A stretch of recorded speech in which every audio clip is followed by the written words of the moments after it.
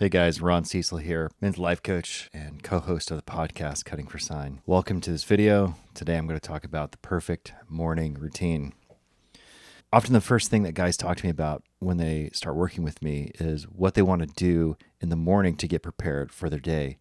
And I prescribe to them a morning routine, and I work with them kind of hand in hand on what that might look like for them. Now, one concept that you're going to need to get a hold of in this is something called time blocking. Time blocking is taking chunks of your day, maybe in 15-minute chunks or sometimes even 5-minute chunks, up to 30 or maybe even hours, and designating that for one sole purpose. I know that for a lot of men who get stuck in a normal routine of waking up, getting coffee, hitting the road, and then getting to the office, time blocking doesn't seem to be that big of a concept. And the reason why is because we get to work and there's a list of demands for us already, normally in the way of two things. One is your inbox, and the second thing is the meetings that are already on the books. And time blocking is taking this concept of what's important and urgent and moving it into a block of time for you to do. Often we are moved by what is urgent but not that important, but needs our attention right away.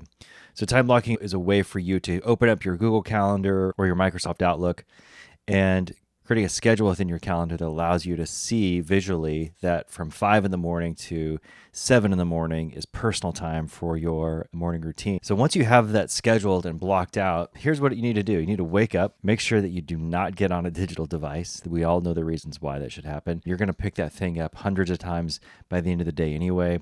And right now, this is for your brain to begin to process and defrag and give yourself some time to think about what you need to do. The first thing that I do is tell my guys, and this is something I do for myself, is to work on the hardest thing that I want done in my life. For some men, that might look like working out right away. They may want to hit the gym because people don't like to work out. It's hard. Our nervous system doesn't want to do it. Our brains don't want to do it. And so put that first if that's the hardest thing for you. For me, the most important thing is my right. So I wake up, I turn the kettle on, I make some tea for my wife, and I give her a kiss her on the cheek. I come right here to this machine and I sit down and I set a timer for 15 minutes. Put some headphones on, I listen to some bilateral beats, something to help my brain settle into a spot, and I work on 15 minutes. Now, in any good morning routine, I would say create your schedule, use timers to stay in that schedule, then be flexible. See how it works a week at a time. Maybe it'll work this week.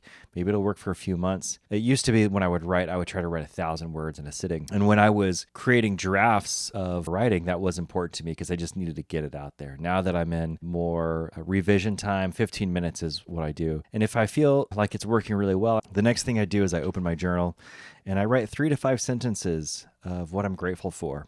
And I try to describe something in my life that is real. And so I will say a specific time and place that I was with my kids and how that made me feel and why I'm grateful for it. A specific time, place, and event with my wife and why I'm so thankful that happened to me. Some other event or experience in my life that's within 24 to 48 hours and sometimes something that I'm just really proud of myself. And so often I'll write, I'm really grateful that I still haven't had a drink in 9 years or almost 9 years. So I write those 3 to 5 sentences down, and then I write 4 to 6 things that are really important for me to get done.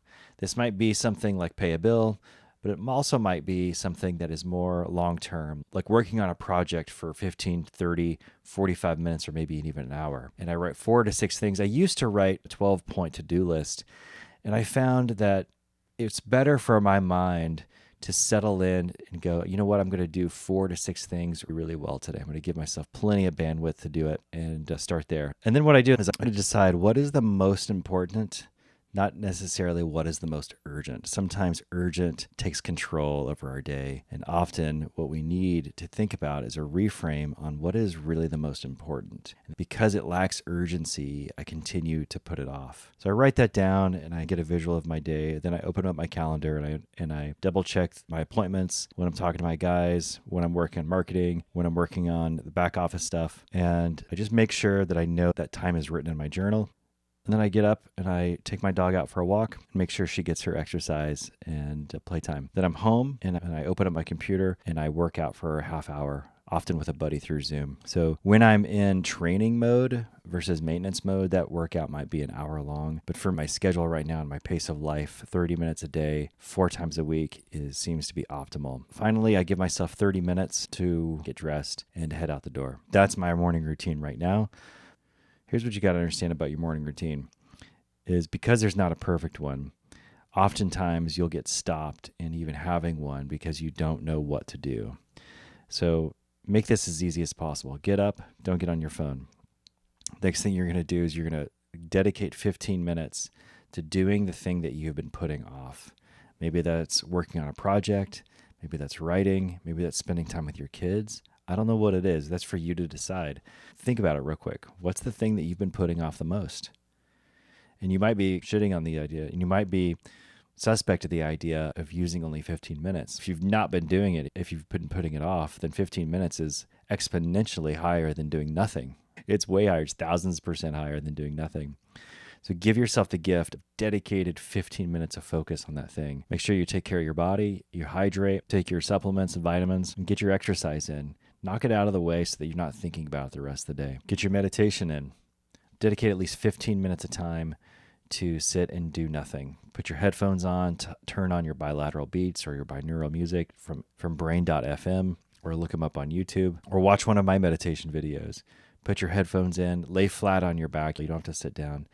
And give yourself over just to listening and following the direction, or listening and allowing your mind to wander. And every time it wanders, just come back to your breath. I hope to see you here again. Take care.